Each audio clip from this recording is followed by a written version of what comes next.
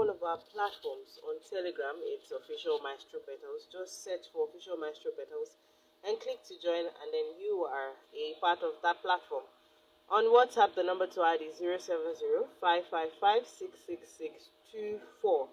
You can also listen in from anywhere around the world. Our website address is www.petals1023.com, or you download the Petals FM app from your Play Store. And I will not be doing this alone. You know that I have the most beautiful, the most amazing Adebisi. Good morning. Good morning. Yeah, thank God it's Friday. It's good to be back here. Good morning. Thank you for joining us. It's good to have you. Well, we don't really have a comment on the Telegram platform, so I think we'll just go straight to the stories we have. If we have comments, then we will go back to them. We only have Mr. Folabi Yadiwale saying good morning to all of the Petals family. Yes. So now, as part of reactions to the removal of the oil subsidy, all marketers are saying that about 800 petrol tankers have been converted to supply gas. It was gathered on Thursday that about 800 tankers that formerly transported petrol to filling stations were being converted by marketers to start moving gas to retail outlets. The marketers told Punch correspondents that they were now collocating CNG dispensing pumps in selected filling stations that dispensed premium motor spirit, popularly called petrol. Now, does it mean that we're going to be having few tankers to dispense petrol, or are they just dispensing or taking around gas for the meantime, and then they will go back to what they were taking before? Well, it might be a temporary solution to ensure that petrol goes round.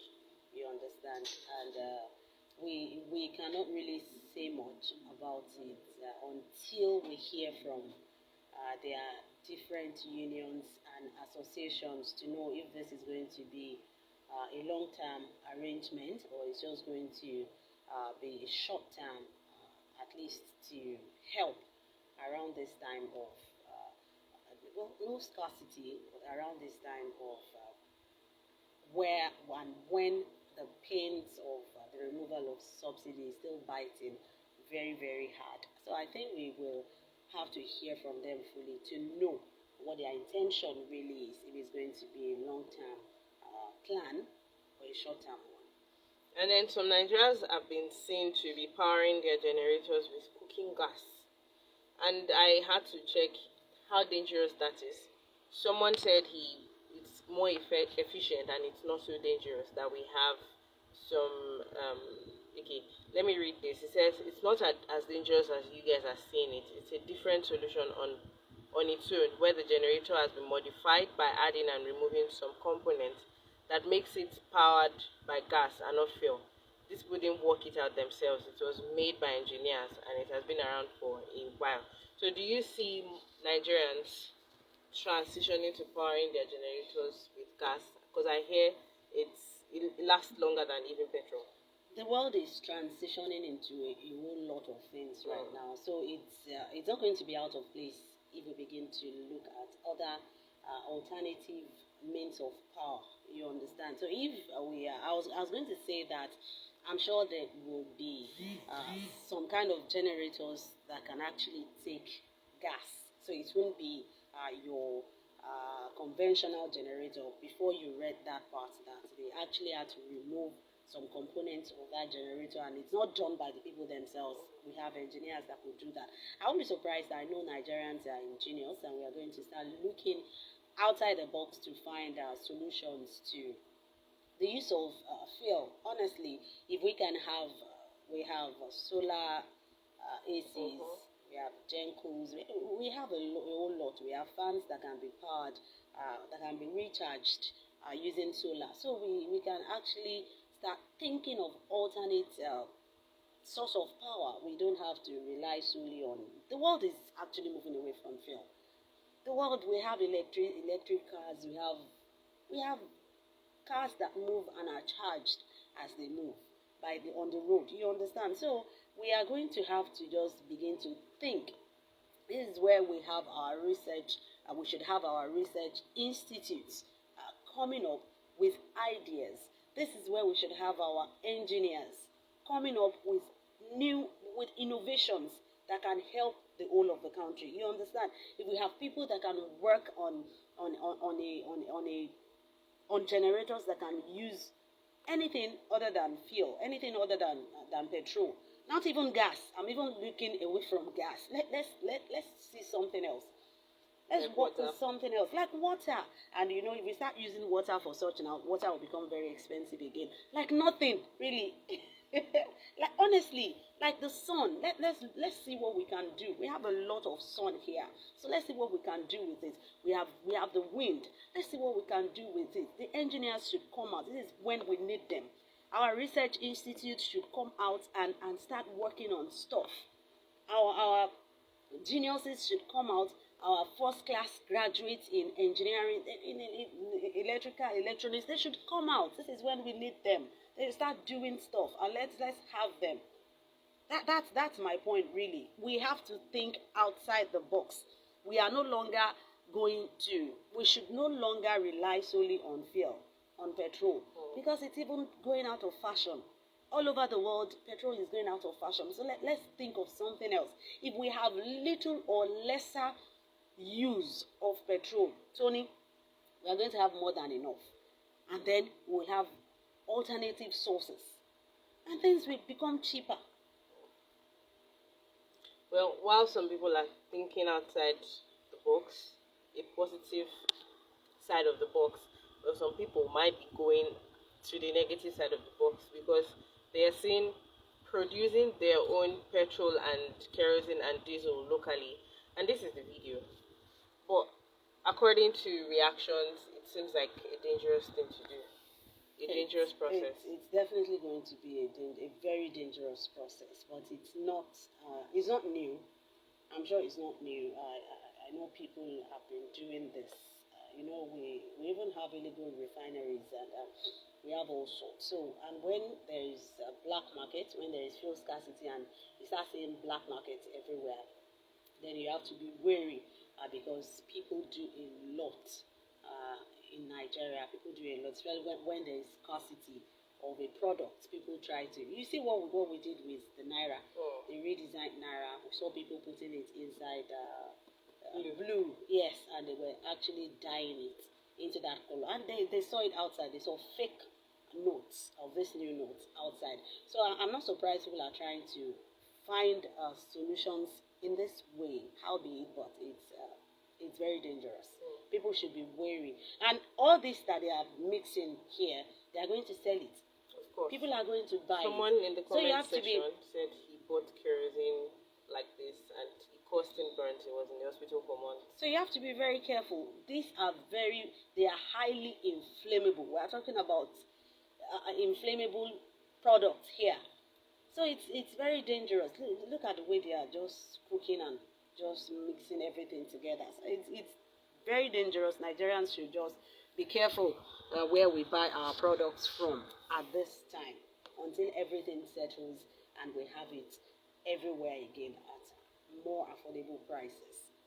Well, no fewer than 20 school officials allegedly aiding and abetting examination malpractice have been arrested by the West African Examination Council in its ongoing West African Senior School Certificate Examination for school candidates.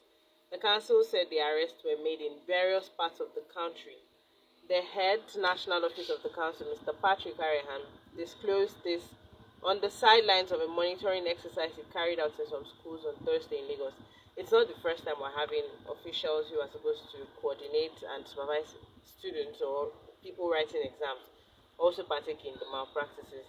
But I think this is a good move that some people are getting punished for actually doing this. What do you think they do in special centers? Why do people go to special centers? Because they want to go and run things. They want to go to a place of little or no supervision. They want to go to a place where even the so-called invigilator or supervisor will be the one to either look away or even be the one to bring in what we call ego.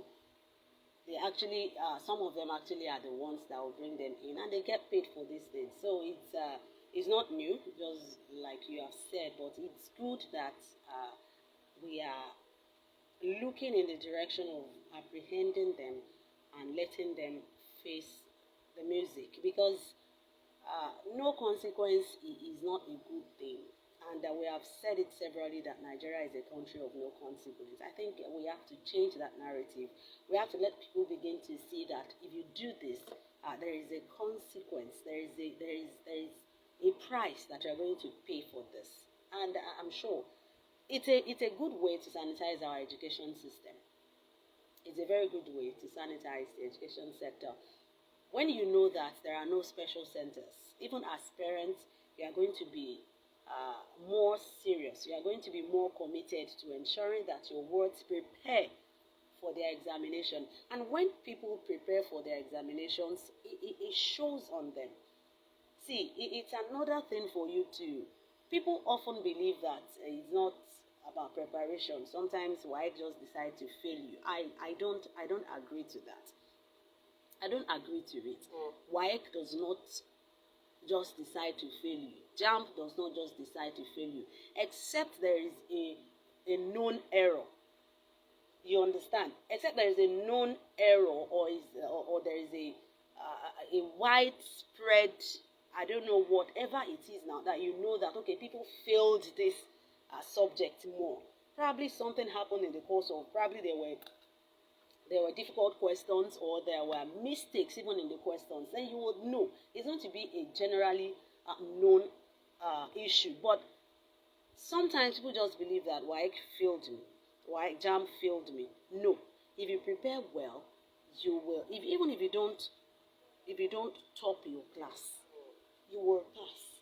So when we begin to know that there is no shortcut to success, when parents know that you are not going to be able to pay for any special center, you are not going to pay, you are not going to be able to pay any teacher, you are not going to be able to pay any invigilator or any school. And when schools also key into this new drive of excellence, you understand, you know, some schools actually even bribe. Some schools, they do institutionalized bribe for their students to pass very well. But when we begin to see that these things are no longer possible, I'm sure then we will come back to do the right thing, which is to allow your students to study.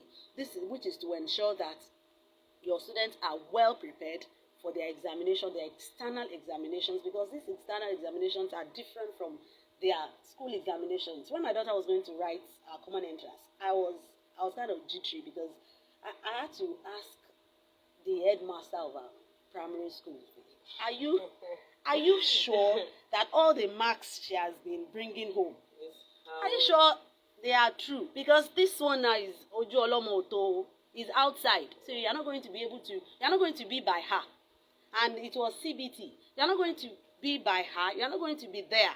She's not going to see you. She's going to be exposed to a new terrain entirely. So are you sure she's prepared? She's well prepared for it. And I give God all the glory that, okay, at least they tried. I saw the result, and I agreed that they tried. So that is how it should be. Parents should ensure that their wards are prepared for these examinations. Let's stop thinking about special centers. When you introduce your daughter or your son, your ward, to special centers at the beginning of their lives, how do you want them to get into our institution and not mess up? How? If they are used to special centers, they are used to settling at little small exams like WAEC, like common entrance. If they are used to settling, then what do you think they are going to do when they get to our institution? Then they will be settling. The female students will be sleeping with the lecturers. The male students will be doing a lot. They will be bribing for them to pass. And eventually they are not going to pass well, because if you sleep to pass a course, will the lecturer give you A? Are you going to have upper class? Are you going to have 2-1. Are you going to have 2-1 by sleeping around? No, you are not. So they are going to give you the least that you can get so that you don't retake the class, so that there is no carryover, so that there is no extra year. So why don't you just sit back? Parents should end. See, I always say parents, because I believe that we have a lot to do.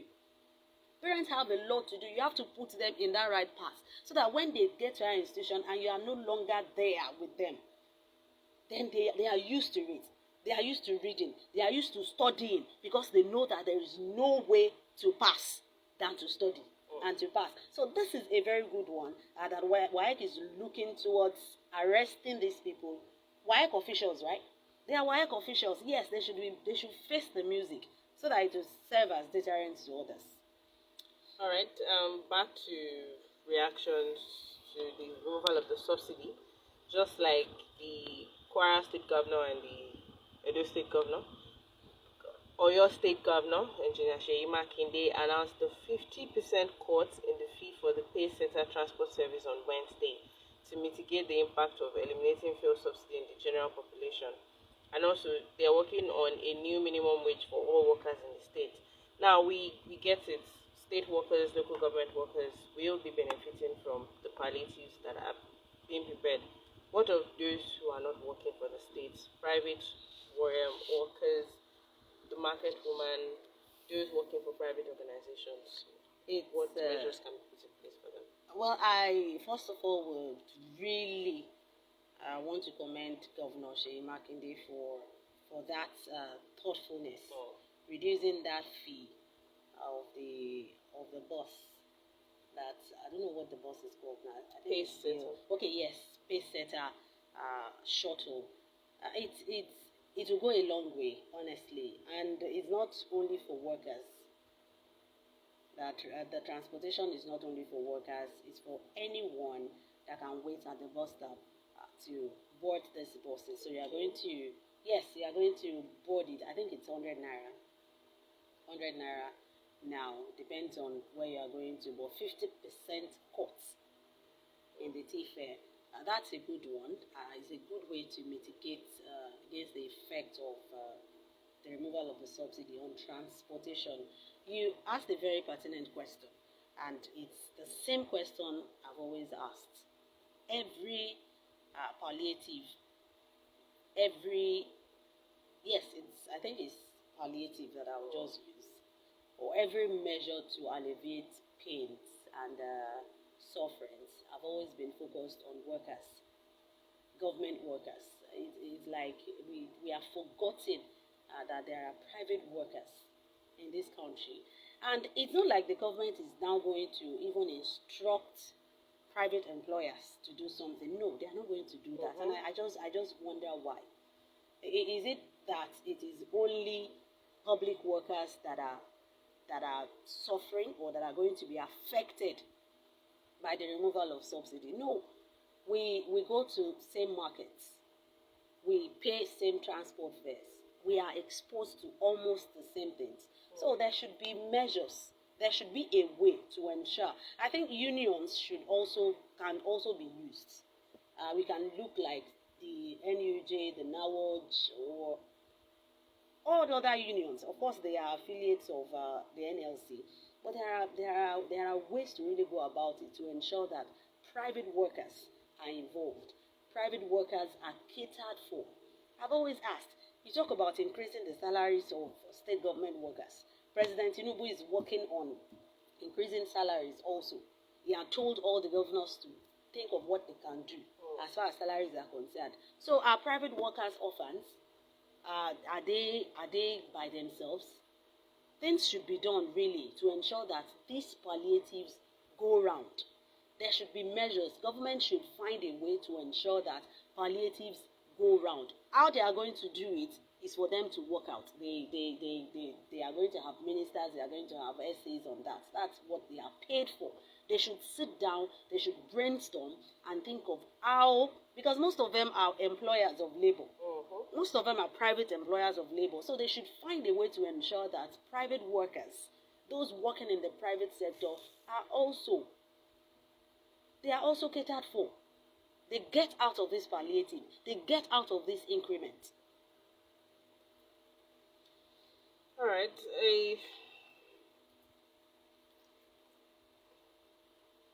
Okay. The police are currently tracking a fake female custom officer for swindling residents. Um, Police detectives attached to the Zone 2 Command Headquarters, Onikwa, Lagos, have launched a manhunt for a fake female customs officer swindling unsuspecting buyers of auctioned vehicles for the past 15 years.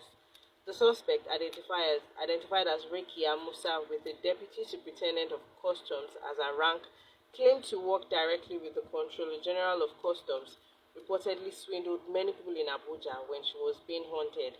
She escaped to Lagos to meet her naval officer's man friend, who allegedly lodged her at. How did she even?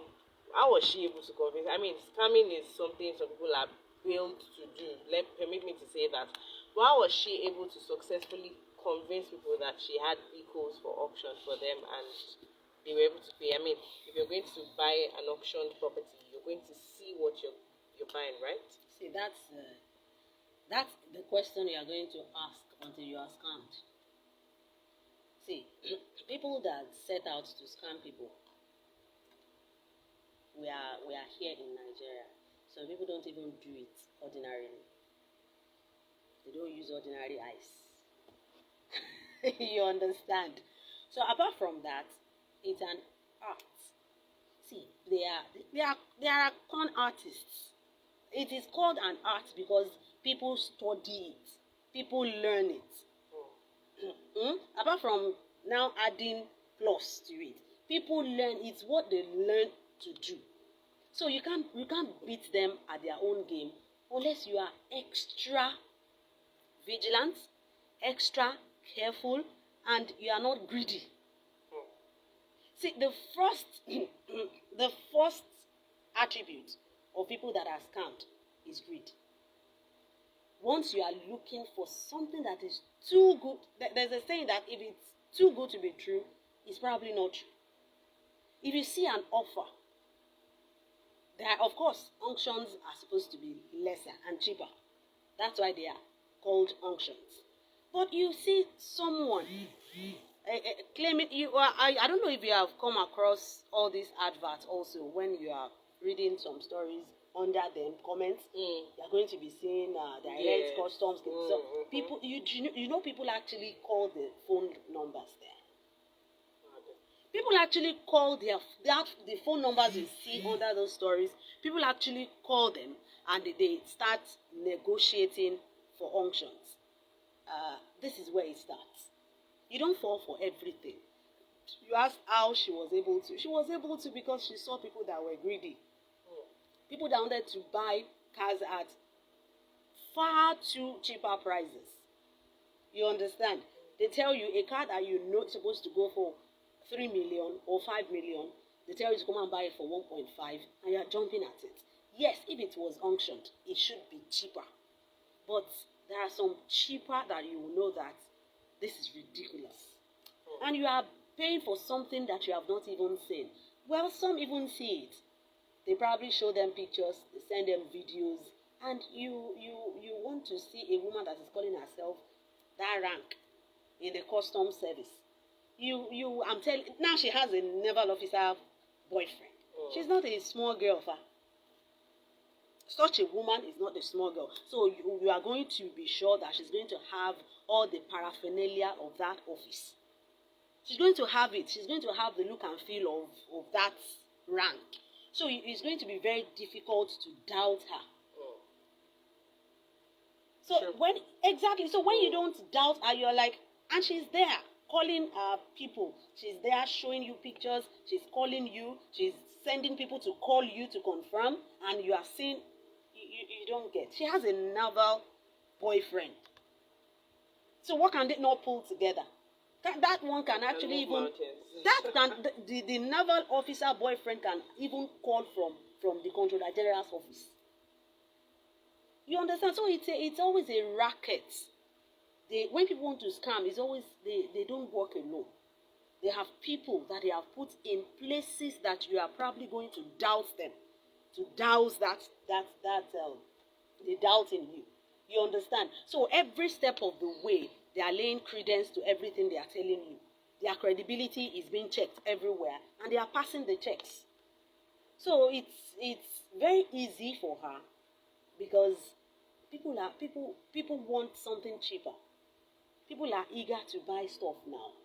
Who would not want to buy a car for 500,000?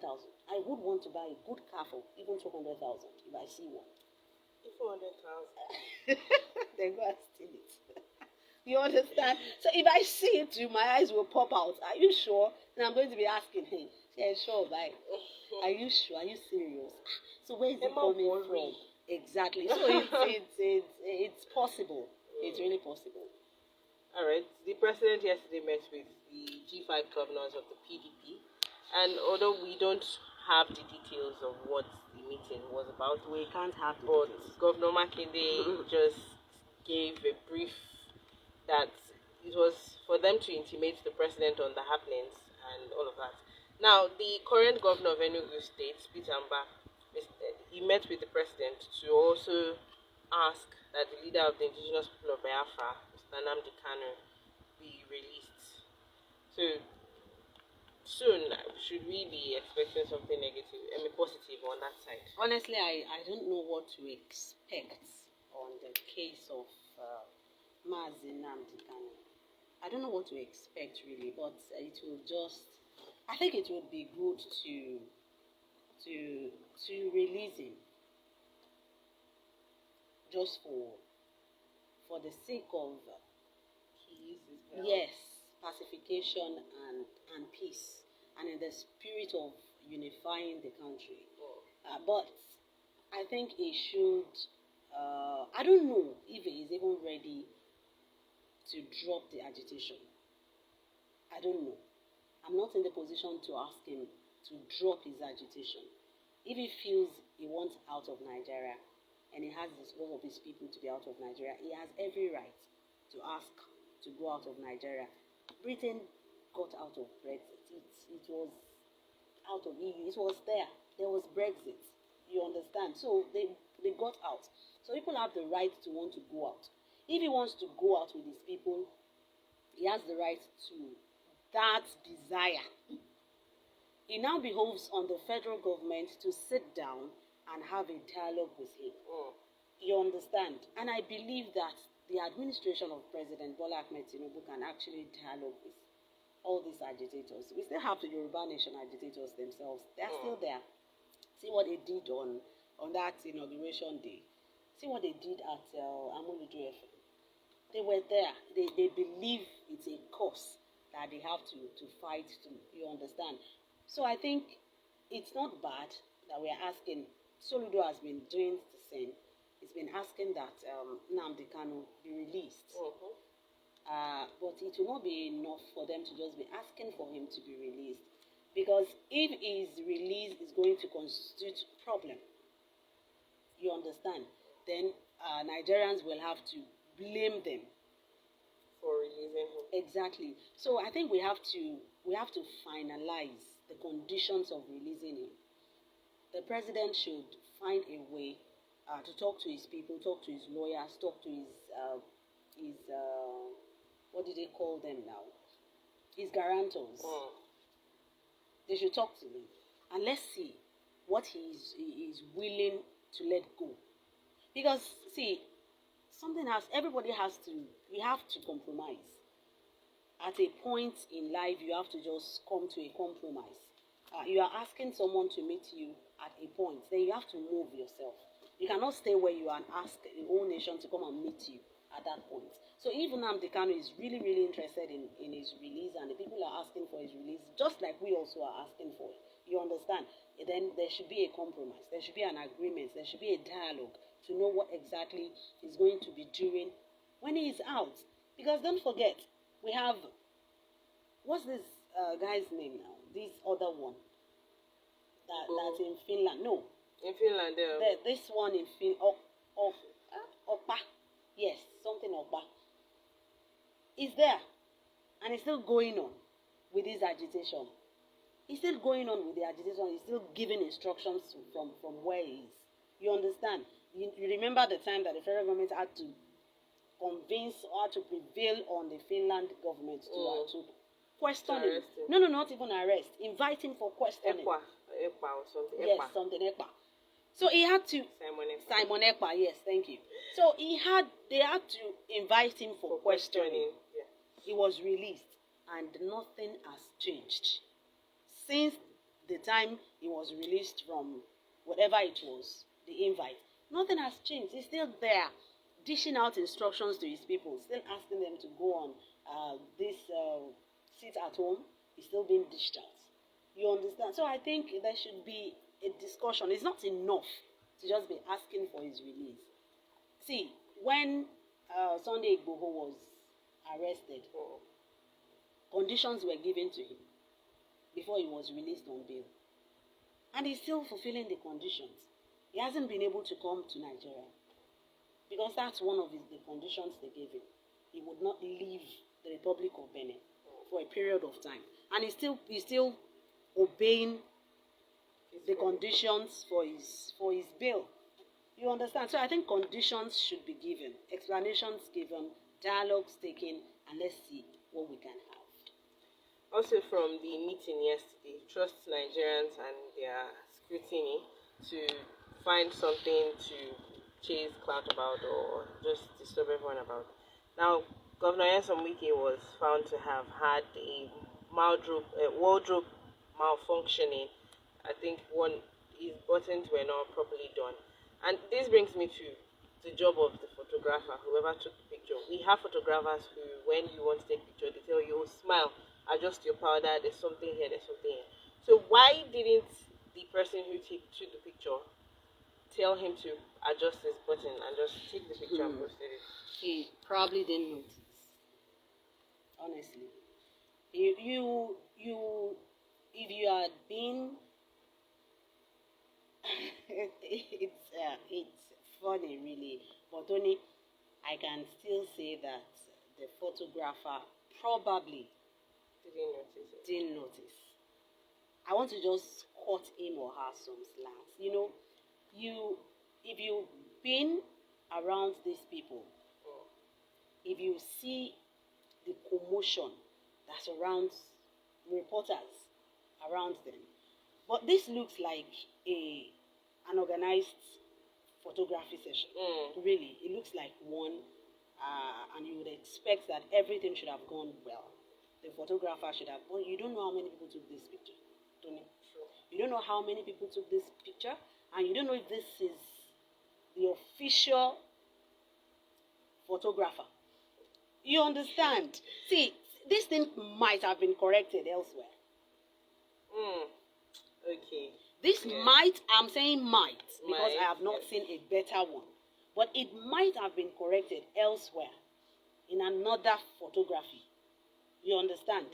So in another photograph, if Governor Wike's photographer has snapped him like this, he should be suspended. He or she should be suspended. You don't present your principal looking like this to the world. So if we are going to have a respite, then the official photographer of Governor Wike should come out with a better picture where he had adjusted his principal's suit, because you don't present your principal to the world looking like this, no matter what the situation is. You are his image maker. You are supposed to look out for every malfunction in his, even if the tip of his shoe is dirty. You should clean it up before you snap him, because this is a picture, for crying out loud. He's to the world. He's going everywhere. Just look at it. People cited it. So it should have been visible to those snapping the picture. That was why I said we do not know if this is an official picture. It could have been snapped by a phone. You understand? So I could have snapped it. See, a lot of things happen when people are just hustling and rushing and trying to do stuff. We have G5 governors here. So we have like 6 different camps. The president's camp is going to be there. His aides, his SA, whatever. The photographer will be there, official. And these governors are going to go there with their own teams too. You understand? So it's going to kind of, I'm just making excuses. Really. Of course. It's going to be kind of rowdy. So you don't know which angle, you don't know who is snapping them. You know, they are just smiling to millions of cameras. Okay, let me not say millions. Maybe that's exaggerated. Tens, maybe tens. Yes. They are just smiling to the several cameras in front of them. Phones there, normal cameras there. You understand? So I will not pass this as the official picture. I'll just say that there was a malfunction, yes, but I would suspend my photographer if this happens. I would. Even his trouser is not landing on his shoe well enough. Even yes, just look at it now. Look at the other trouser.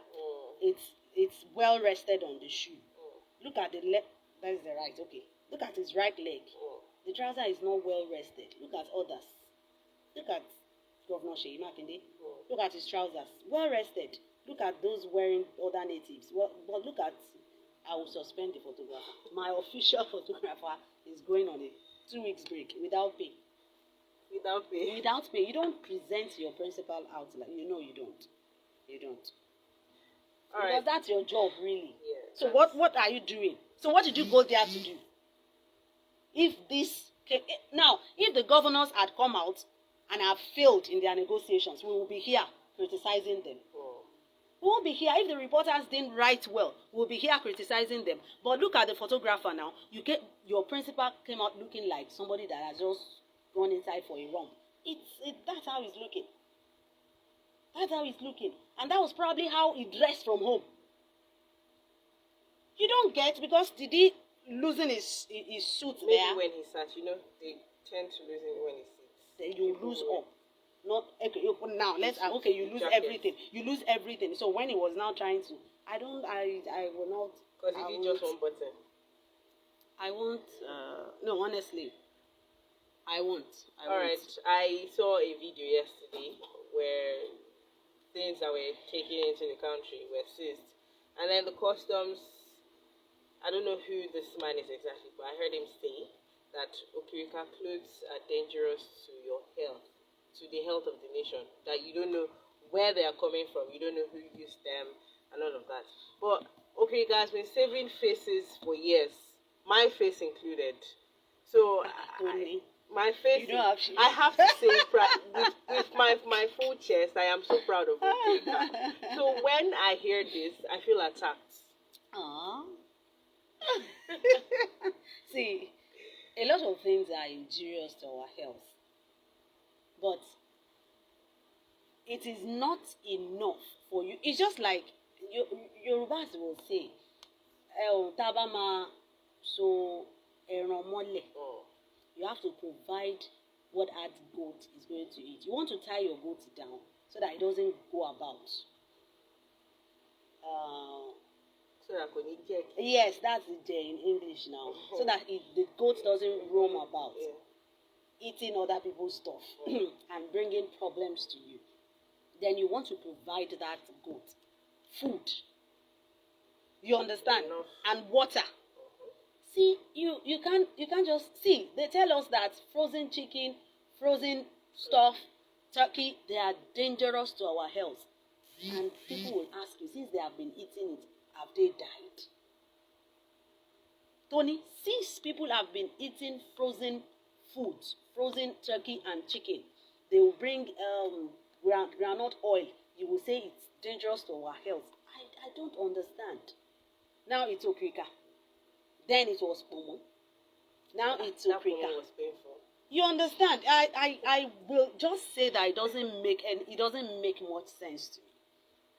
See, people will not be buying Okrika if we have an alternative, a better alternative. Okay, see the way Ankara has just been staying in fashion. See the way Ankara has evolved. See the way our Ankara is just there. And see, I won't even be surprised if we are importing some of this Ankara stuff, Ankara materials. You understand? See, our textile industry should be revived. Adire and cool. People, we love our stuff. If it is affordable, accessible, and good, of good quality, we will proudly rock it. Yes. We will proudly buy from us. We will proudly wear our stuff. Mm-hmm. So it's not, see, everyone does not like to wear okrika. But people go to buy okrika if that is what they can afford. Yes, that was what I could afford. They go there to buy. Parents go there to buy for their kids. Now you are buying a new jeans for your child. They are telling you one jeans trouser. They will tell you it's 4,000, 7,000, 15,000 in some supermarkets. And those ones, they are not even made in Nigeria. They are imported. They are imported. The difference is just that it's new. No one has worn it before. Then you can get to Dubai. You get to Dubai. So with that 5,000, you are probably going to get 5 jeans trousers for your child. Mm. So Tony, what will an average Nigerian do? Go and buy chiffon top 200 naira. Honestly, what will an average Nigerian do? You get to Dubai, you see shirts, you see tops, you see gowns, you see different things that you can buy. If you still go to Dubai today with 15,000, you are still going to buy stuff. Yes. And you will be happy. Yes. You will wear, your children will wear for like 2-3 weeks. No, as in you will be changing for like 2-3 weeks. Yes. That's what I'm saying. Mm. But now go to a supermarket, go to a store with 15,000 naira. No, just go, just try and go. Go with your kids and tell your son, take 1 t-shirt. Tell your daughter, take 2 gowns. If that 15,000 in your hand will buy, if it will buy those things that you have asked them to pick, and you, what will you now buy? So it's not enough. See, I always don't tell people what to do or what not to do. You do what you should do. When you do what you should do, see, as a parent, you are asking your children, don't go and watch TV outside. Don't go and watch TV outside. If you go and watch TV outside, they will kidnap you. They will kill you. They will. You understand? Mm. But you are not putting effort at providing them that TV in the house. It is wickedness. You are telling your children, don't go and eat outside. Don't eat. Don't collect food from this one. And they are there. You are not providing that food for them to eat. It's different when you provide varieties of food for them. And you tell them, I do not want to see you. If they now tell you that this food is not as sweet as, then you will work on making it as sweet as. If they tell you this food is not enough as, then you will work on making it as enough as what they are going to get outside. What is okrika, for crying out loud? Is it even something of pride? Is it even something of pride that you are going to buy something someone has worn, got tired of wearing, and they shipped it down here for you to go, and you will still be buying it? Oh, it's not like they are dashing. You will buy you will buy it. And oftentimes, Tony, people will even tell you that those okrika, they are durable. They are more durable than new ones, new stuff. So what's that? I think we should work on ourselves. Oh. Let's work on our quality, on our standard. The Standard Organization of Nigeria, what are they doing? We have our Southeasterners trying to create stuff. Then they will tell you it's Aba made. You buy a Aba shoe, you have to sew it. It's going to tear. The weight it will tear. And then they will rewrite the brand on it, but in a funny way. That one is even another case entirely. That one. Then that's why you'll be saying gully. Oh Lord. It honestly, it's ridiculous if it's not sad. Oh. But it's very sad. It's very, very sad. We should let's work on our stuff. Oh. Let's work on our sectors. Our textile industry, let's work on it.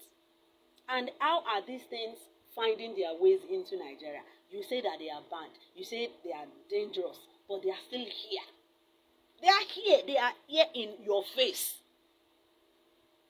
They are in your face. If you don't want this stuff entering into the country, you go to Dubai there, go and ask them, find out how they are getting it into the country. But don't we know, Tony? We know. Don't we know? We do. You are telling me something is banned in this country. This thing is not good for you, but it's there every day. There is a market for it.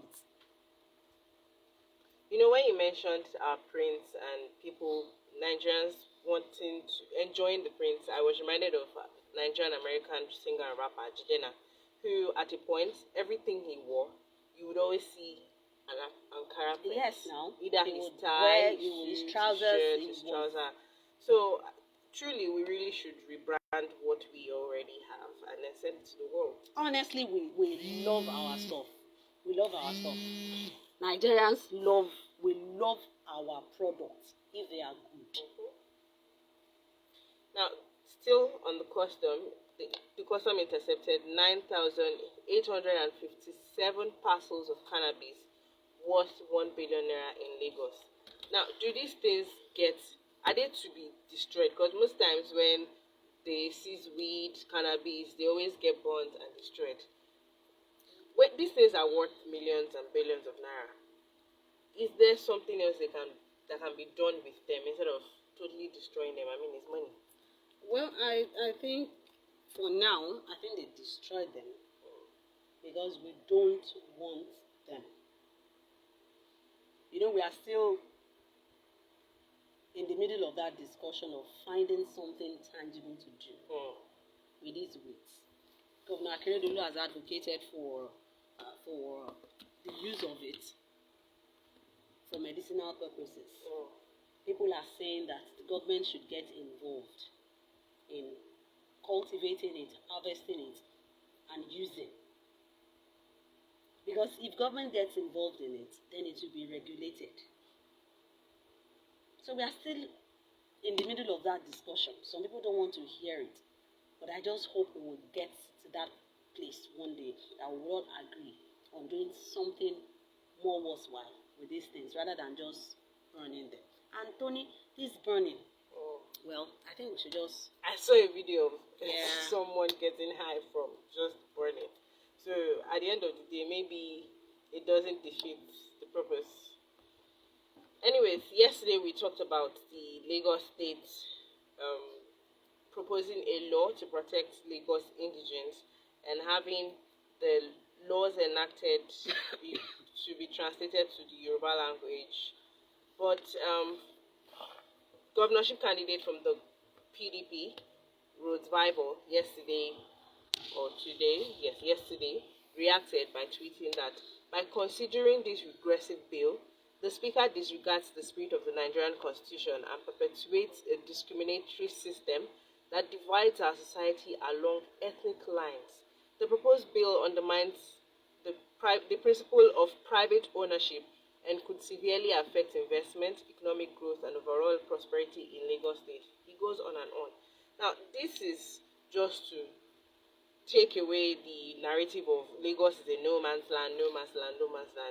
But if he's talking like that, I don't really agree with his points that he takes away from the Nigerian spirit and all of that. I mean, let us be able to demarcate, this is Yoruba land. Yes, you can come and settle. Yes, you can want to do business and I can want to sell land to you. But I think it's a good move from the Lagos state government. We actually discussed this with Master yesterday. But what do you think about what it's Bible said? What Bible said, but not the bill itself. I'll talk about the bill itself. It's a good one. It's a welcome. In fact, it's long overdue. Very long overdue. Yorubas will say, "Oko kìí jẹ́ ti bàbá tọmọ, kó má làálàá." Allah is the landmark. A farm cannot belong to the father and the son, and it will not have a landmark. It will not have where your own starts, where my own starts. How can you tell me that we cannot have a law to protect our land? Is it your place? See, you cannot come to people's place. You cannot go to a man's house and start dictating how that person is going to run his house. If the laws and regulations do not favor you, if you don't like them, you are free to leave and go to where you will be okay. Yeah, just go, move, or you abide. There is nothing that has affected the spirit of oneness in a state making laws. A state is making a law for his state, for his people, to protect his people. So you are, what he's saying now is that we should leave the place ungoverned. We should leave it open for anyone to just come and buy as much and take over as much as they can take over. Abba. No. See, if you can prove that you are an indigene of Lagos, no one is going to stop you from buying stuff in Lagos. No one. The law will take its course. They will tell you the much you can buy as a non-indigene. I think the state reserves that right. Even a country reserves the right. I've forgotten this governor, this American governor now. He has stopped foreigners from buying land. He has stopped foreigners from buying land in his state. He reserves that right, except the Constitution does not allow that. If the Constitution allows it, the state government or the legislature, the House of Assembly, to pass a law to protect the interests of its indigents in whatever, I think they should just go ahead. Now, the rains have started and we've started to have cases of flood in Ogun State. There was an estate that was totally blocked. People were stranded. They were not able to pass. And then a woman in Anambra State was swept away by flood, and recently her body was found and she was already dead. We are hoping that the floods will not be as intense as it was last year. But people living around flood areas that can be flooded, do you suggest they start moving now? Well, see, start moving. To where? You think it's easy for families to just up and go and to where? Okay, what family is going to accommodate another family? For how long? How possible is it for them to move? That is not a solution, Tony. That is not a solution. We don't have rains all around the year. We have times that no single rain will fall for months. So why did we wait? You know that your area is flood prone.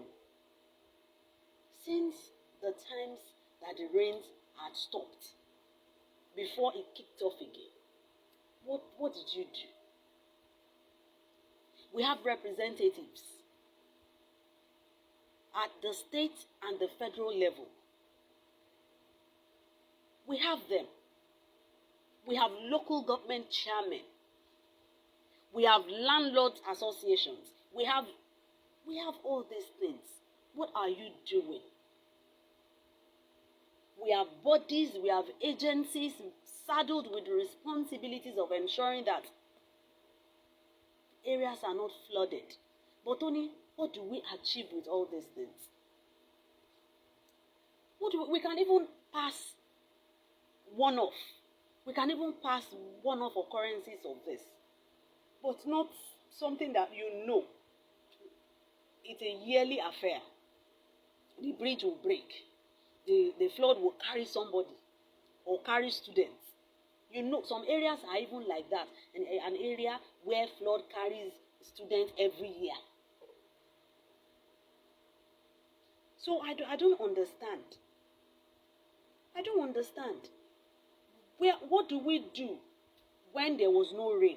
How did we prepare for this time? Or is it now that you are now crying? Is it now that we are now shouting? Is it now we are asking government to do something?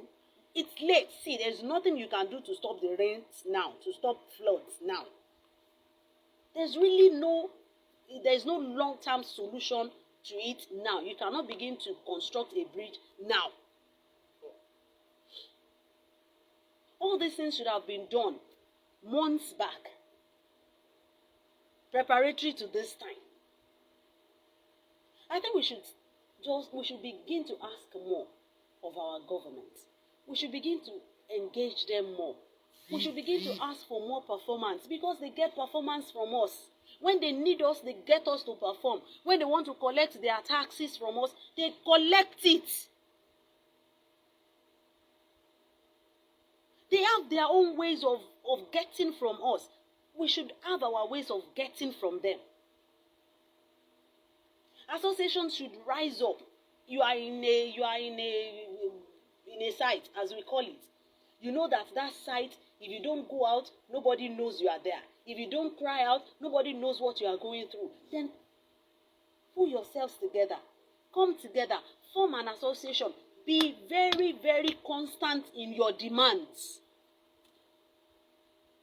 Be very constant in your demands. You have your lawmaker at the state level. You have your lawmakers at the national level. You have them. You have your local government chairman. You have your councillor. You have your governor.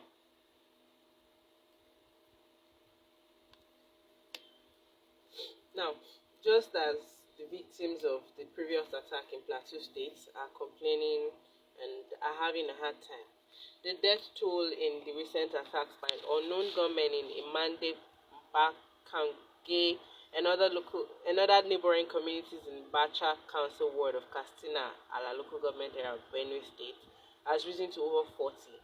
It will be recalled that no fewer than 28 persons were reportedly killed in the community by yet to be identified gunmen in the June 3rd attack, which also led to the burning down of several houses and injury of many.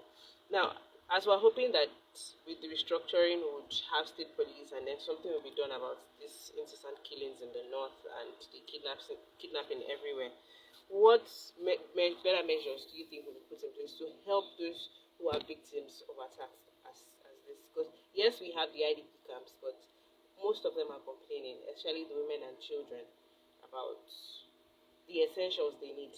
Now, the rains have started and those regions are always extremely cold during this period. Not having proper shelter or proper clothing can even lead to other forms of death. Tony, we have the Ministry of Humanitarian Affairs and Disaster Management. We saw how that ministry performed in the last administration. We heard of figures of naira expended supposedly on these people, on these disasters, on the IDPs. Tony, we see the situation and the conditions of these IDPs. We see them. So what better measures can be put in place? Tony, there is no better measure than to ensure that these people are not displaced. You don't want to be in an IDP camp. You don't want to be there. It's not your house. There's no how they are going to make it that it will look like your immediate environment. That your small hut, those thatched roof that they were staying in, they liked it. They were okay. See, what we need is safety, security, Tony. There is no better. How do you want to help victims? How do you want to help displaced people? You put them in camps. Tony, in these camps, they are raped. They are starved. They are even kidnapped in some of these camps. Bandits attack these camps, they still go. So what better measures are you asking for? There are no better measures to help than just to ensure that this evil does not befall people in the first place. This evil does not befall them. They should not be displaced. They should not be sent out of their own homes. They should not be killed. They should not be sacked from their villages. They are not asking for too much. They are there. They are farming. They are making their own foods. They are working. Hoping that this one thing they ask from the government, security, will be given to them. So what other measures are we possibly talking about? Tony, what other measures? What do you want to do to a displaced person whose parents have probably been killed, whose children have probably been killed? whose spouses have probably been killed. So they are there. It's like life is over for them. But they are still in these camps, hoping against hope that they will be returned to their communities. How many of them have been returned to their communities? How many of them have been successfully rehabilitated? How many of them? And we have monies going into these things. We have billions of naira going into this rehabilitation. Disaster management, humanitarian affairs. What humanitarian affair have we been looking at? What humane thing have we done for these people? What disasters have we managed? Have we been able to manage? People will be displaced by flood. You will see them in IDP camps, suffering. People will be displaced by bandits.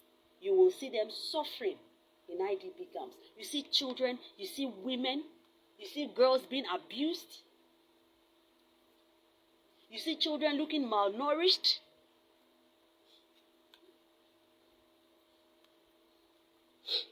Well, we hope that we have a better Nigeria real soon, and all of this will be a thing of the past. We hope, really. We hope. Now, there's a young lady, a 21-year-old female truck driver, who has been driving for 3 years, and she says she started to learn it after her SS3, after she finished her SS3. And that initially, when she told her parents she wanted to learn how to drive the truck, they thought she wasn't serious about it, but helped her to pursue her passion. And that the only challenge she has is that when there's traffic and she needs to pee, or when she has a flat tire, or when the truck breaks down, but that these are challenges that drives her to move forward.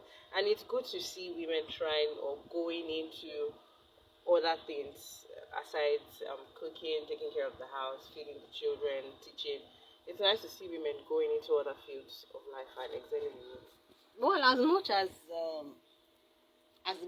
it's cool to see that women are going into other sectors of the economy, personally, I just believe that there are things meant for women.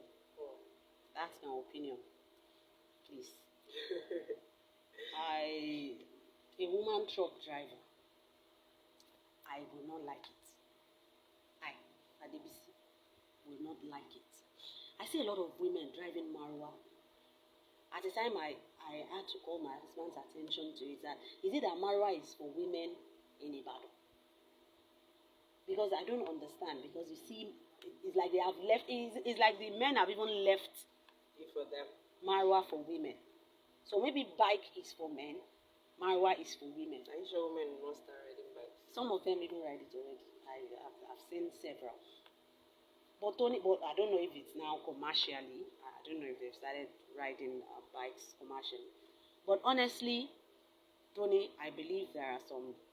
See, let's stop deceiving ourselves. We have left the kitchen. That's the truth.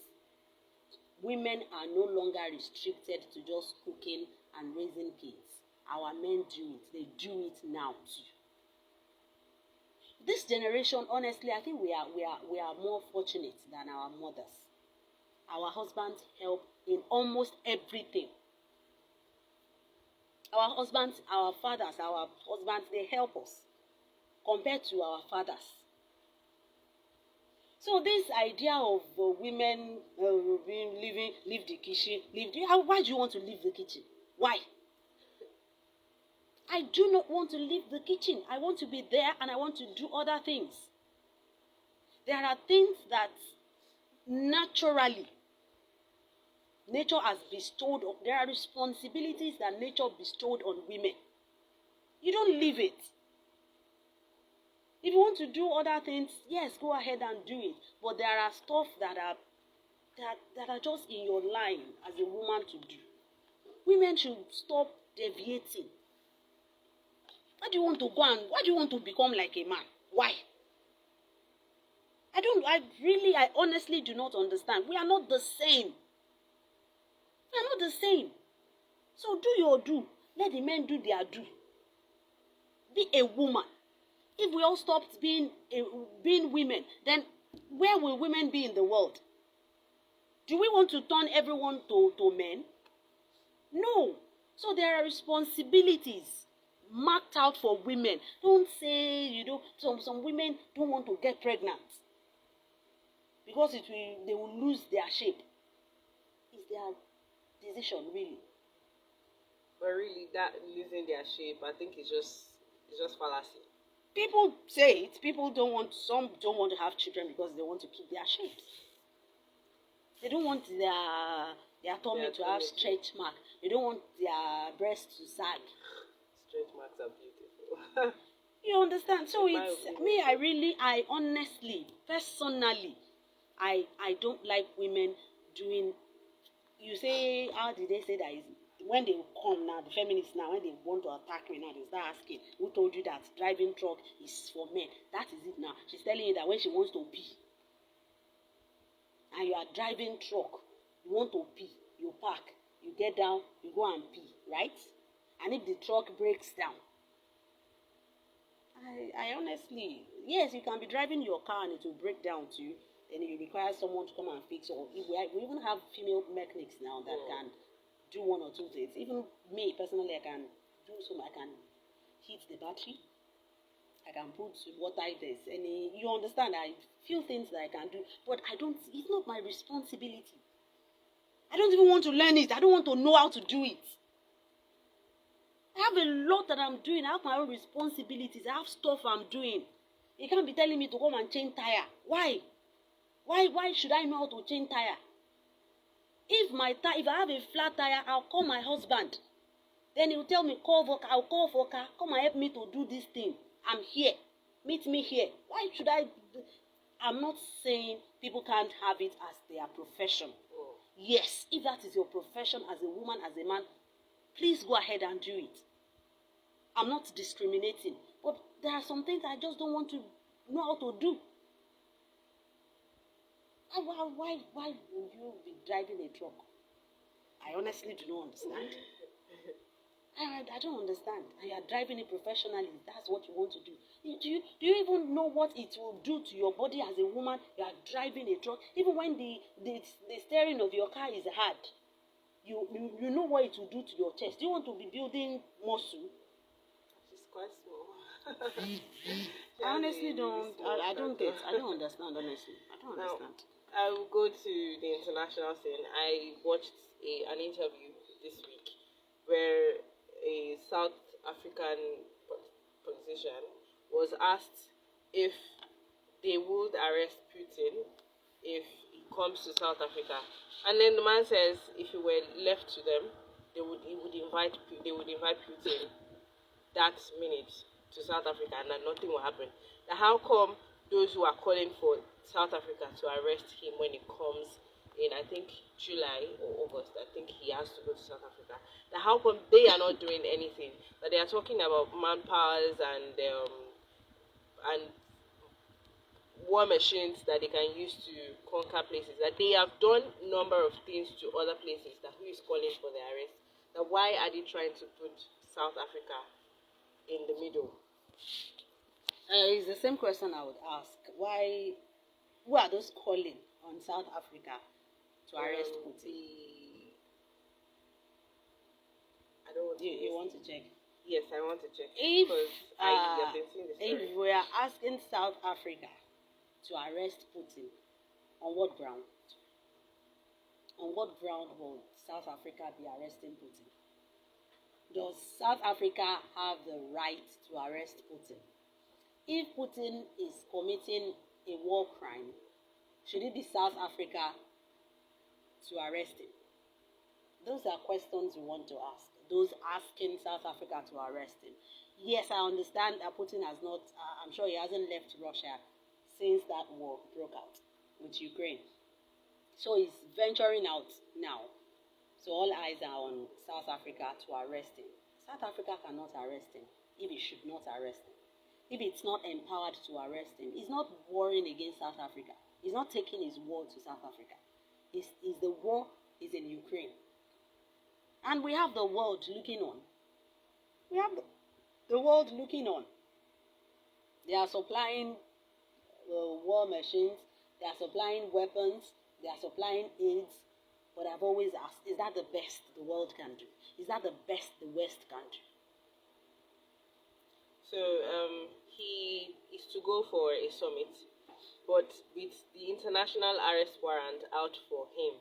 So the Okay, there is an international arrest warrant yes. for him, which means he can be arrested or should be arrested anywhere. Even if he came to Nigeria, we should arrest him. Yeah, and since South Africa is a member of the ICC, they are expected to arrest him. So the opposition in South Africa are asking the president to arrest him when he comes. Well, I don't have much understanding of how that runs, but I want to just suggest that I think the officials of ICC should send representatives to arrest Putin in South Africa. If there is that international arrest warrant on him, I want to believe that arrest warrant covers every country that is a member of the ICC. So wherever they see him, they should arrest him. If that law is binding on all of them, then I think South Africa should know better. They will do the best. They will do the right thing. From the COVID-19 lockdown, we've had more people work from home, but people like Elon Musk and now a businesswoman has said that they think people should get back to the offices and that you can't possibly get everything done working 3 days a week or working remotely, that people need to get back to the office because, like France, there is a success with people going to work and every day and all of that. I mean, people are getting done. They are getting things done working from home. We have the tech bros, your content creators, and all of that working from home, and things are going fine. Do you really think people should be made to go back to work and all of that? See, it's not everything that technology can fix. Oh. It's not everyone. It's not every work that can be done from home. Oh. You understand? Yes, we know that technology is moving. We are evolving. We are trying to reduce human involvement in a whole lot of things. Very soon, robots will be on the streets in the UK. They are going to have them doing almost everything. Robots will be taking over from humans. You understand? But Tony, is not everything that a robot can do. At least for now, people should work where people should work. It's not all the works that can be done from home. Some works are done physically. Some works require physical involvement. No. You can even broadcast from home. Tony, even ours is almost the simplest that you can do from anywhere. You can broadcast from anywhere. You can call in from anywhere. You can link up from anywhere. You understand? So it's but some. Okay, can you be a doctor from anywhere? Yeah. You have to be at the hospital or go to see a patient. You can't be a doctor from anywhere. You can't work from home 100% if you're a doctor. You can't. Can a lawyer work from home everywhere? Yes, we have virtual hearings, but how effective are they? Are they 100% effective? I'm asking really. Are they 100% effective? We can see, I don't think we can totally replace the human involvement and engagement. I don't think we can totally replace it. I don't think so. All right. A Reverend Father Olu Oma, says that we have made worship expensive, and then he gave instances by saying that, for example, if he wants to have a guest artist in the church to minister and have people worship together, that he would be paying, say, ₦1 million, and he gave reference to Messageo, that he would be paying ₦1 million, and he says that they are not wrong, that you should pay them because they are going around to work and all of that, but that we people have just made worship expensive. That before we used to have guest minister or worship ministers go around and just go to worship. But do you think having guest ministers and paying them, do you think it's also making worship expensive? It's not something we do every day. We have made everything expensive. Everything is money. You go to churches, you go to places of worship, it's money. You see, you cannot, the worship ministers coming, the guest ministers coming, they know that it's a business you are doing. Church has, I'm sorry to say, it's become business. It's somebody's business. The offerings will be collected, monies will be spent, donations will be done. You understand? So you can't say we are not making it expensive. It's not the people. It's our leaders, our spiritual leaders, religious leaders that have monetized everything. They have monetized it. That is the truth. Everybody wants to live the affluent life. Guest ministers, they want to come in private jets. Guest ministers want to come in Land Rover, Range Rover. They want to come with bodyguards. They want to come looking all prim and proper. They want to land.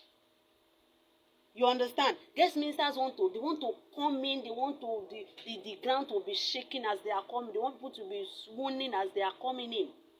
They want to look like a $1 million rose. That is it. See, things have changed. Even all these concerts, all these gatherings, they have changed.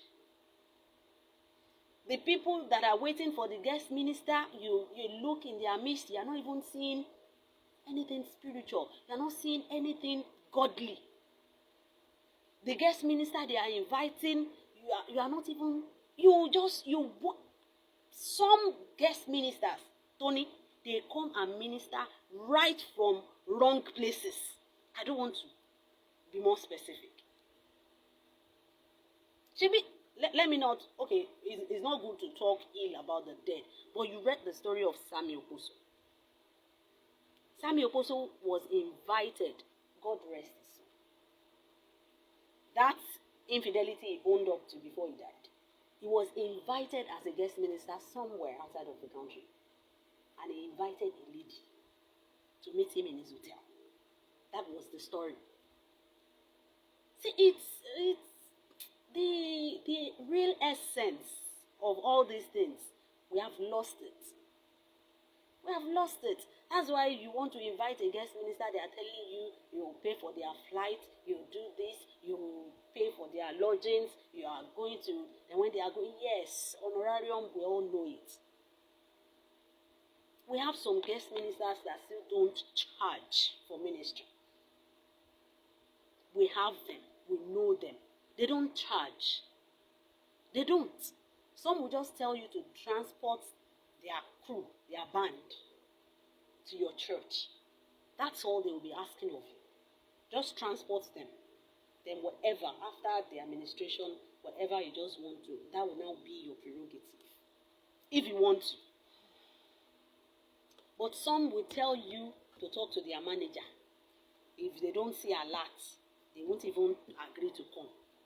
That's what. So how are they different from the secular musicians?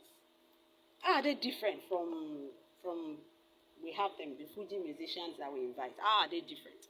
You talk to their managers, then they see the alert, and they will tell you, yeah, they will be able to make time between 5th and 7th of June. They are coming to minister, Tony. They are coming to lead people to worship.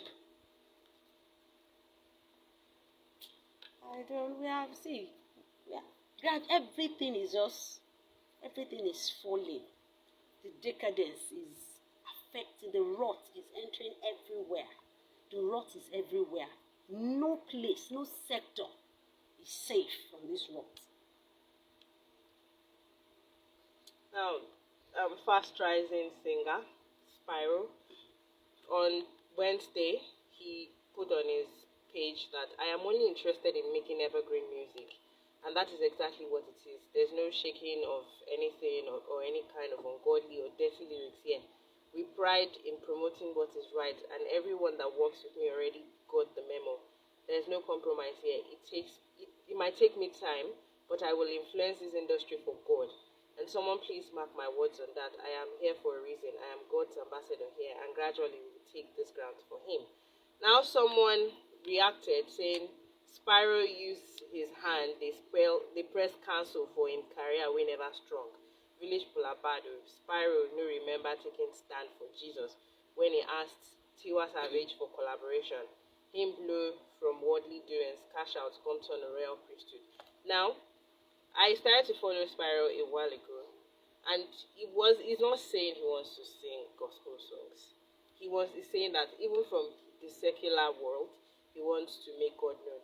Now, has he done anything wrong by doing that? People always just want to catch cruise with tweets. That's a man declaring a stand.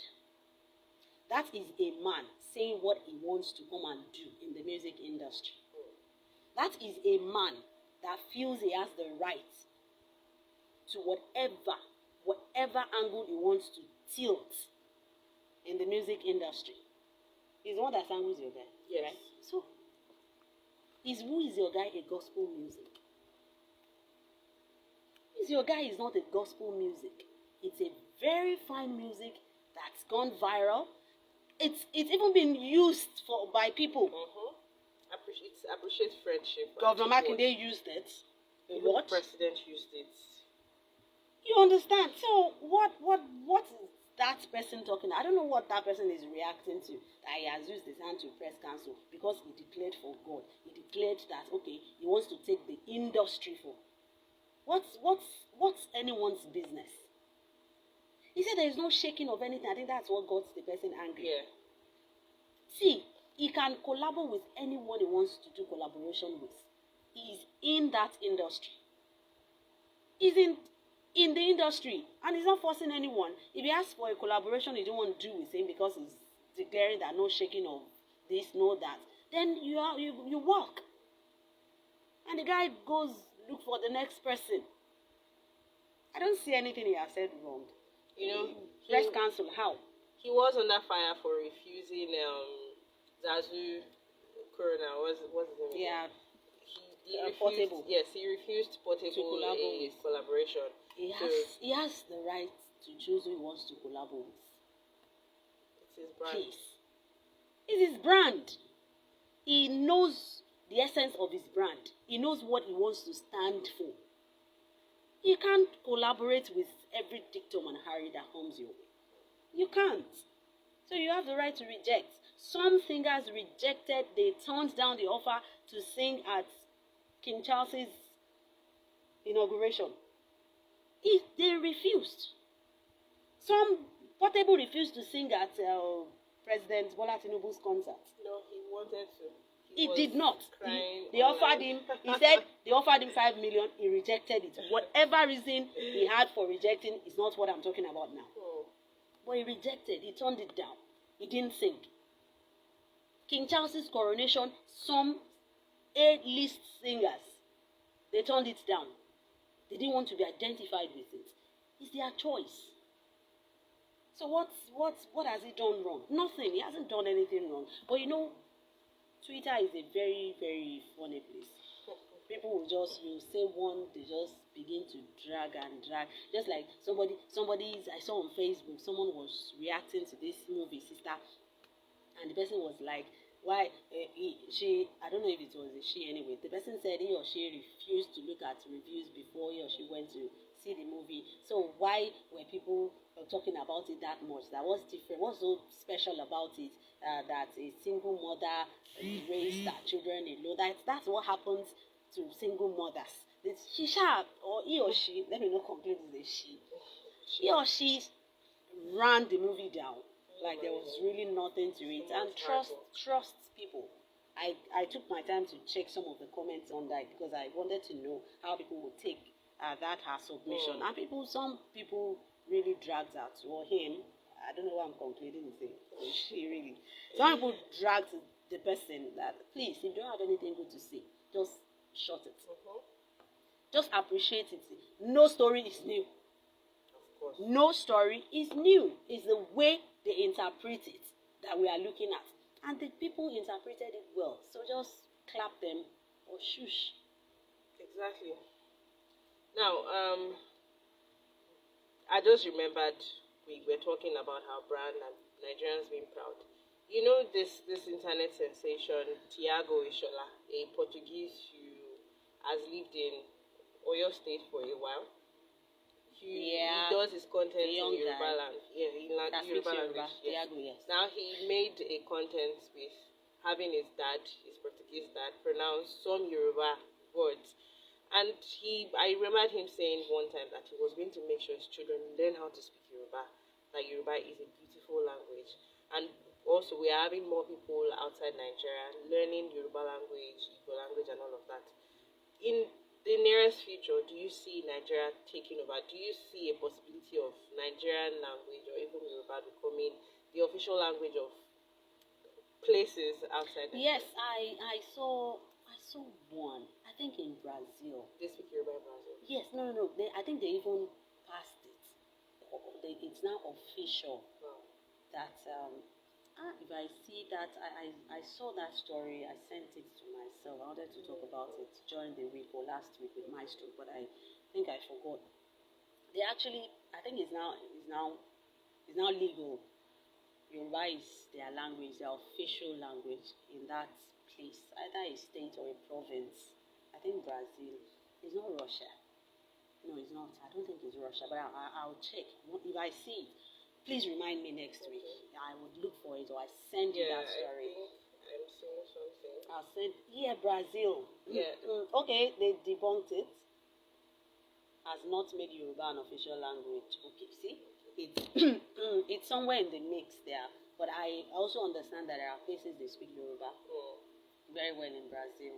There's a Yoruba community there, so Yoruba is a very popular language, really, and people love to learn it. People love to learn Yoruba a lot. I don't know why. I don't know the appeal. Honestly, I don't know what the appeal is. But because Yoruba and Pidgin, yes, Yoruba and Pidgin. I don't know what the appeal is. Probably because it's my mother tongue. I don't know. It's just there. Now, Some people even tell you that it's romantic. Yoruba is romantic. Yes, Yoruba is romantic. What's romantic? And then it's the best for insults. Muni Fere. How does it even sound? Muni Fere. I don't know.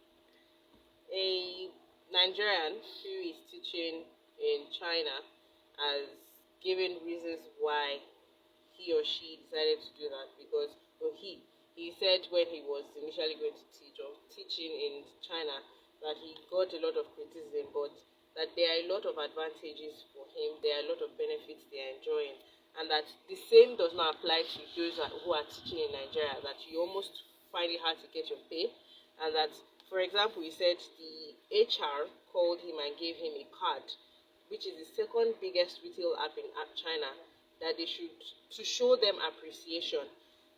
Now, we are having more of Nigerian teachers or Nigerian trained teachers go outside the country to teach, not just doctors, because most times we have our medical practitioners going out, they are in demand.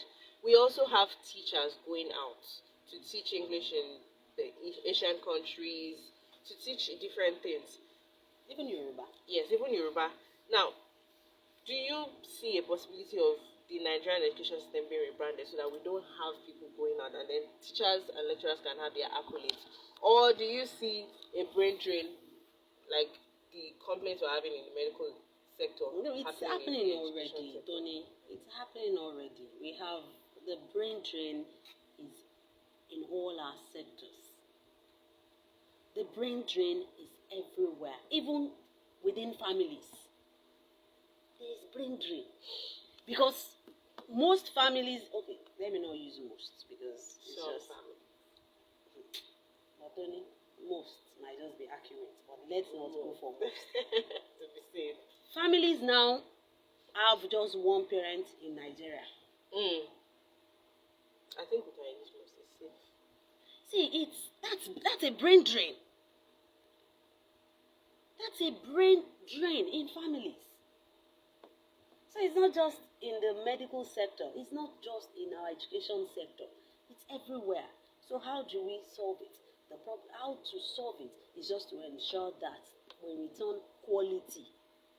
We return quality and we return all these sectors to their pride of place. Let doctors be glad and happy that they are practicing in Nigeria.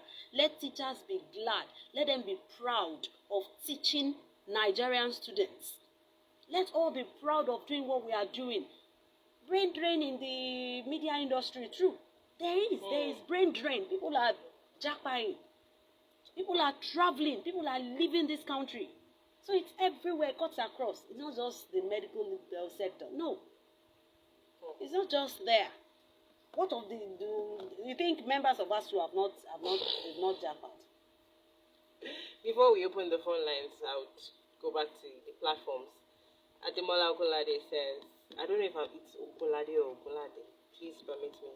It says, good morning, Petals family. There is no doubt that we need a robust National Assembly leadership that will work with Mr. President to move Nigeria forward and better the loss of poor Nigerians.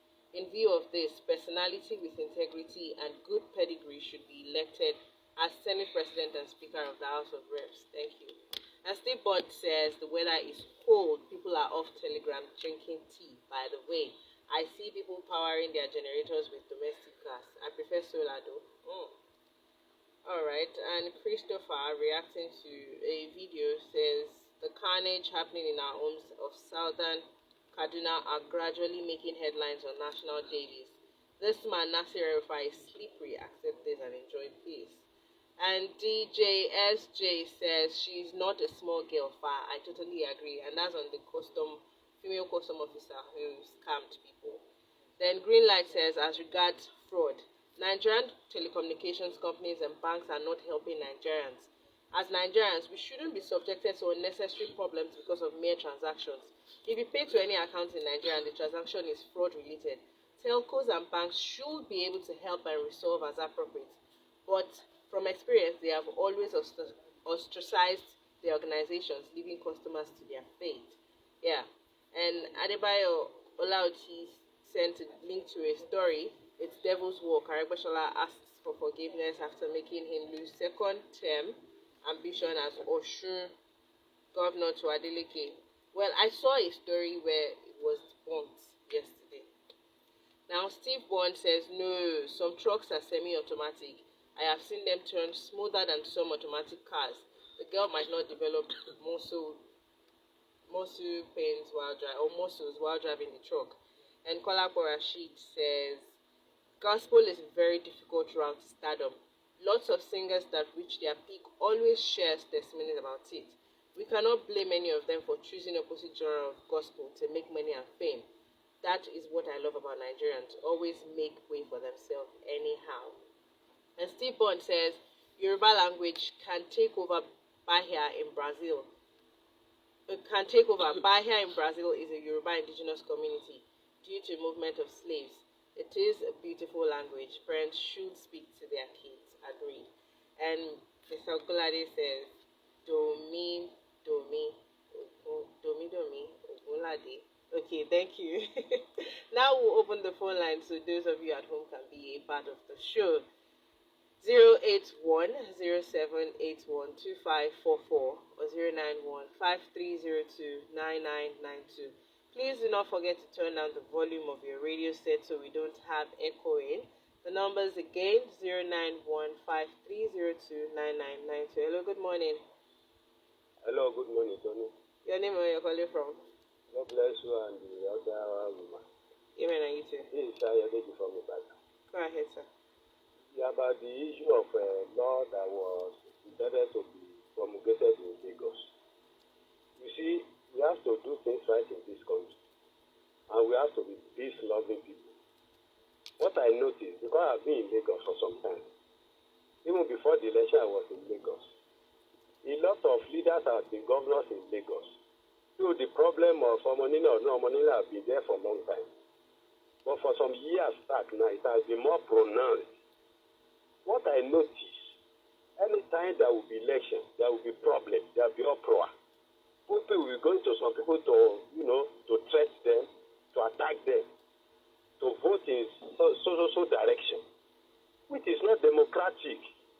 If people are saying no man's land, no man's land, if they can't come and take your land forcefully, it's not possible. Just in other areas, not even only in Lagos, nobody can go and get possession of somebody's land. And for some people, not easy to be thriving or to be getting things, out of control. It has to be with the connivance with the Omonile themselves that are colluding with them. So what I'm trying to say is that the law they are trying to put up now, I don't see anything good in it, because it is born out of the result of what happened in the election. That is what is happening. And that is hatred and bitterness. We should not encourage that. If they want to protect the indigene, there's nothing wrong in it. But this one, it is because of what happened in the last election. It's not supposed to be. People have been leaders, have been governors. They did not put up any law like this. It's not that they are not wise, but they are stupid. But they want to maintain the status quo. That is the issue. So they should be careful, because the constitution might not support them if anybody takes them to court. Good morning. Thank you. Good morning. Please, let's try to make the comments very short. We have limited time. 08107812544 or 09153029992. I think we can still take a call or two. 08107812544 or 09153029992. Please, once again, do not forget to turn down the volume of your radio set so we don't have echoing of any sort. 08107812544 or 09153029992. Hello, good morning. Hello, good morning, madam. Your name and where you're calling from? How is the weekend? I'm enjoying your program. Thank you. My name is Tayo, and I'm calling from Ibadan here. All right. Yeah. It's an insult for someone to come after the Southwest to say that Lagos is no man's land. It's an insult. It's an aggravation. Can anybody go to Kaduna and tell the individual that Kaduna is no man's land? No, it's never done. Or can anyone go to any and say that Lagos is no man's land? Lagos is in the Southwest. No, I'm not in support of the law they are going to. I'm not in support of it. I believe we are all in the same. But one thing is that we can even know the country. Lagos is Southwest. Thank you. Our time is well spent. We will wrap up on today's edition of the TGIF edition of the headlines. Many thanks to everyone who has been a part of the show so far. To our studio managers, we appreciate you. My name is Toni and Adebisi, and to the most amazing Adebisi Jimmy, thanks for always being a part of the show. It's always a pleasure, Toni, to be here on the TGIF edition of the headlines. Thank you, everyone, for watching. Mr. Rahman Adetini, thank you. Mr. Raji, thank you for watching. Joy Tessie, thank you. Joy, where are you?